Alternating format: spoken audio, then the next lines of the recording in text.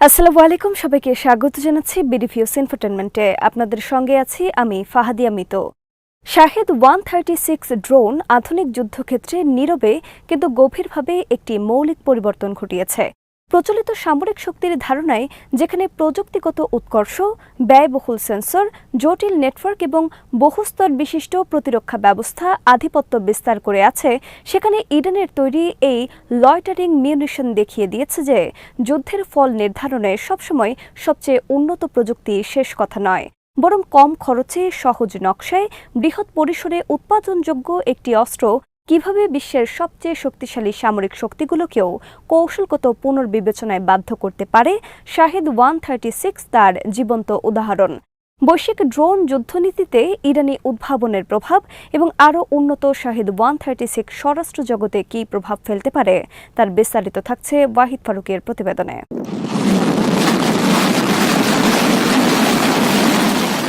বিশ্বের অস্ত্রবাজার দীর্ঘদিন ধরেই যুক্তরাষ্ট্র, রাশিয়া ও চীনের মতো শক্তিধর রাষ্ট্রগুলোর নিয়ন্ত্রণে। এই রাষ্ট্রগুলো বিশাল বাজেট, গবেষণা ও উন্নয়ন অবকাঠামো এবং বৈশ্বিক জোট ব্যবস্থার মাধ্যমে নিজেদের সামরিক আধিপত্য বজায় রেখেছে। ইরানকে সাধারণত এই পরিমণ্ডলের বাইরে রাখা হতো, নিষেধাজ্ঞায় জর্জরিত, সীমিত অর্থনৈতিক সক্ষমতা এবং আন্তর্জাতিক রাজনৈতিক বিচ্ছিন্নতার কারণে। কিন্তু ঠিক এই সীমাবদ্ধতাগুলোকেই ইরান ধীরে ধীরে একটি ভিন্ন ধরনের শক্তিতে রূপান্তরিত করেছে।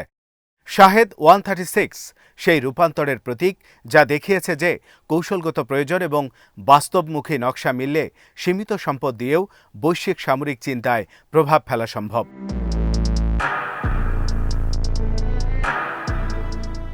শাহেদ 136 এর নকশা দর্শনেই এর সাফল্যের মূল চাবিকাঠি। এটি কোনো অতিরিক্ত জটিলতা বা প্রযুক্তিগত প্রদর্শনীর জন্য তৈরি নয়। একটি সাধারণ পিস্টন ইঞ্জিন, আনুমানিক 50 অশ্বশক্তির ক্ষমতা, প্রায় 40 কেজি বিস্ফোরক বহনের সক্ষমতা এবং প্রায় 2000 কিলোমিটার পাল্লা। এই বৈশিষ্ট্যগুলো একত্রে এমন একটি অস্ত্র তৈরি করেছে যা কার্যকর, নির্ভরযোগ্য এবং সর্বোপরি সাশ্রয়ী। ধারণা করা হয় প্রতিটি ইউনিটের খরচ মাত্র 20 থেকে 50 হাজার ডলারের মধ্যে। আধুনিক আকাশ প্রতিরক্ষা ব্যবস্থার জন্য এটি এক ভয়ঙ্কর সমীকরণ তৈরি করে, কারণ একটি শাহেদ 136 ভূপাতিত করতে যে ইন্টারসেপ্টর ক্ষেপণাস্ত্র ব্যবহার করা হয় তার এক একটির দাম কয়েক লাখ থেকে মিলিয়ন ডলার পর্যন্ত হতে পারে।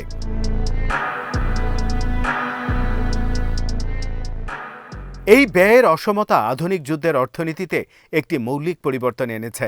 এতদিন ধরে ধারণা ছিল যে উন্নত প্রযুক্তির আকাশ প্রতিরক্ষা ব্যবস্থা শত্রুর আক্রমণ প্রতিহত করতে সক্ষম হবে, কিন্তু শাহেদ 136 দেখিয়েছে যে আক্রমণকারী যদি স্বল্প মূল্যের, বৃহৎ সংখ্যায় ব্যবহৃত ড্রোন দিয়ে প্রতিরক্ষা ব্যবস্থাকে স্যাচুরেট করতে পারে, তাহলে সবচেয়ে উন্নত সিস্টেমও চাপে পড়ে যায়।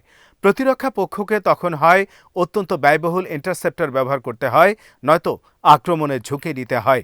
এই বাস্তবতা শুধু যুদ্ধক্ষেত্রের কৌশল নয়, বরং সামগ্রিক প্রতিরক্ষা পরিকল্পনাকেও প্রশ্নের মুখে ফেলেছে।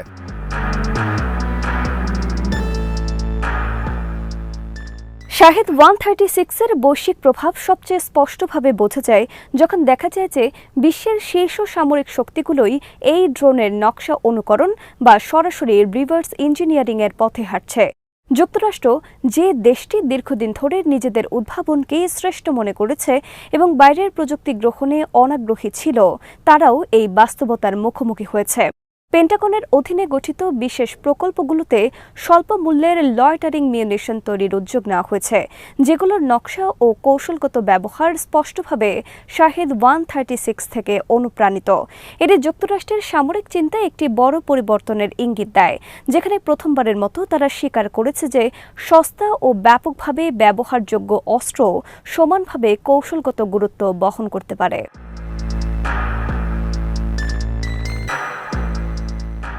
রাশিয়ার ক্ষেত্রেও চিত্রটি বিশেষভাবে তাৎপর্যপূর্ণ।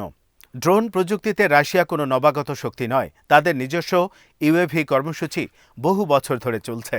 তবুও ইউক্রেন যুদ্ধের বাস্তবতায় রাশিয়া বুঝতে পেরেছে যে দীর্ঘপাল্লার স্বল্পমূল্যের এবং আত্মঘাতী ড্রোনের ঘাটতি তাদের কৌশলগত সক্ষমতাকে সীমিত করছে। শাহেদ 136 এর ভিত্তিতে তৈরি গেরান 2 এই শূন্যস্থান পূরণ করেছে। রুশ সংস্করণে উন্নত ইঞ্জিন, কিছু ক্ষেত্রে রাডার শোষণকারী উপকরণ, উন্নত নেভিগেশন এবং জ্যামিং প্রতিনিধি অ্যান্টেনা যুক্ত করা হয়েছে। চীনও এই প্রবণতা থেকে দূরে সরে নেই। চীনের সামরিক শিল্প বরাবরই দ্রুত উৎপাদন এবং খরচ সাশ্রয়ী সমাধানের জন্য পরিচিত। সাম্প্রতিক বছরগুলোতে চীনের কিছু লয়টারিং মিউনিশনের নকশায় শাহেদ 136 এর প্রভাব স্পষ্ট। ডেল্টা উইং আকৃতি, দীর্ঘস্থায়ী ফ্লাইট প্রোফাইল এবং মাঝারি ওয়ারহেড বহনের সক্ষমতা এই বৈশিষ্ট্যগুলো প্রমাণ করে যে বেইজিংও বুঝতে পেরেছে ভবিষ্যতের সংঘাতে সংখ্যার গুরুত্ব বাড়বে। বিশেষ করে তাইওয়ান প্রণালী বা দক্ষিণ চীন সাগরের মতো অঞ্চলে সম্ভাব্য সংঘাতের ক্ষেত্রে বৃহৎ সংখ্যায় ব্যবহৃত ড্রোন শত্রুর প্রতিরক্ষা ব্যবস্থাকে অকার্যকর করে তুলবে।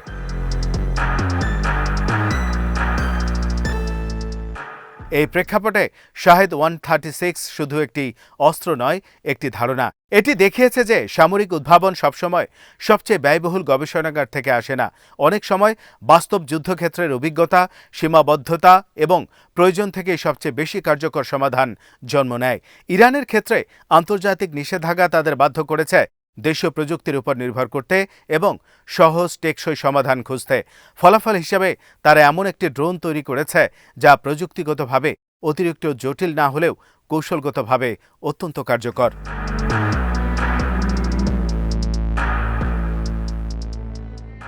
শাহেদ 136 আধুনিক যুদ্ধনীতিতে অ্যাসিমেট্রিক ওয়ারফেয়ারের ধারণাকে নতুন মাত্রা দিয়েছে। শক্তিশালী প্রতিপক্ষের বিরুদ্ধে দুর্বল রাষ্ট্র কিভাবে কম খরচে ভারসাম্য সৃষ্টি করতে পারে তার একটি বাস্তব উদাহরণ এটি।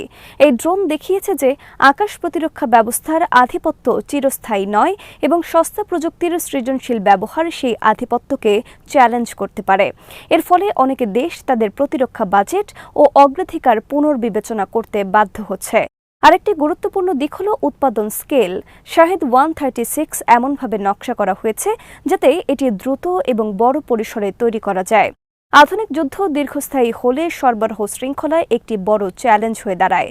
ব্যয়বহুল ও জটিল অস্ত্র ব্যবস্থার ক্ষেত্রে উৎপাদন সীমাবদ্ধতা দ্রুত দেখা দেয়, কিন্তু শাহেদ 136 এর মতো সিস্টেমে সেই সীমাবদ্ধতা তুলনামূলকভাবে কম।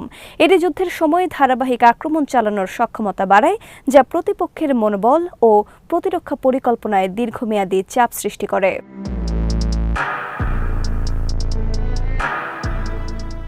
মনস্তাত্ত্বিক প্রভাবও এখানে উপেক্ষা করার মতো নয়। শাহেদ 136 এর বিশেষ শব্দ, দীর্ঘ সময় আকাশে ভেসে থাকার সক্ষমতা এবং হঠাৎ আঘাত হানার বৈশিষ্ট্য যুদ্ধক্ষেত্রে এবং বেসামরিক এলাকায় আতঙ্ক সৃষ্টি করতে পারে। আধুনিক যুদ্ধ শুধু সামরিক ক্ষেত্রে লক্ষ্যবস্তু ধ্বংসের মধ্যেই সীমাবদ্ধ নয়, শত্রুর মানসিক স্থিতি নষ্ট করাও একটি গুরুত্বপূর্ণ কৌশল। এই ড্রোন সেই কাজটি তুলনামূলক কম খরচে করছে।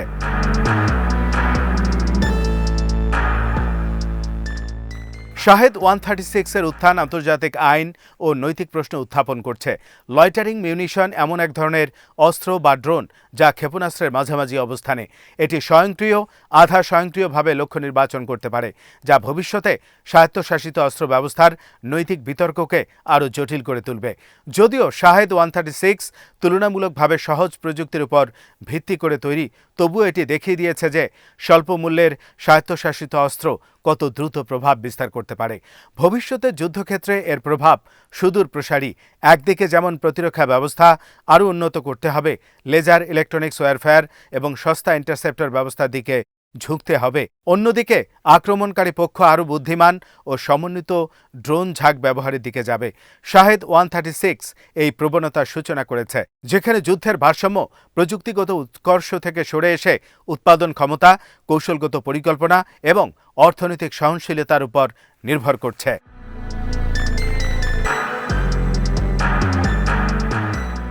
সবশেষে বলা যায়, শাহেদ 136 ইরানের জন্য শুধু একটি সামরিক সাফল্য নয়, বরং একটি কৌশলগত বার্তা। এটি প্রমাণ করেছে যে আন্তর্জাতিক ব্যবস্থায় প্রান্তিক হিসেবে বিবেচিত রাষ্ট্র সৃজনশীলতা ও বাস্তবমুখী চিন্তার মাধ্যমে বৈশ্বিক শক্তির সমীকরণে প্রভাব ফেলতে পারে। এই ড্রোন আধুনিক যুদ্ধের ভাষা বদলে দিয়েছে, যেখানে সবচেয়ে দামি নয় বরং সবচেয়ে কার্যকর অস্ত্রই নিয়ন্ত্রক হয়ে উঠছে। ভবিষ্যতে যখন সামরিক ইতিহাস লেখা হবে, তখন শাহেদ 136কে হয়তো স্মরণ করা হবে সেই অস্ত্র হিসেবে যা বিশ্বকে দেখিয়ে দিয়েছিল যে উদ্ভাবনের জন্য বিশাল বাজেট নয়, বরং সঠিক উপলব্ধি এবং কৌশলই সবচেয়ে বড় শক্তি। আজ এখানে শেষ করছি। সমরাস্ত্র, প্রতিরক্ষা ও কূটনীতির নানা তথ্য জানতে চোখ রাখুন বিডিপিএস ইনফোটেনমেন্টে। চ্যানেলটি ভালো লাগলে সাবস্ক্রাইব করুন, সংযুক্ত থাকুন আমাদের ফেসবুক পেজে। আল্লাহ হাফেজ।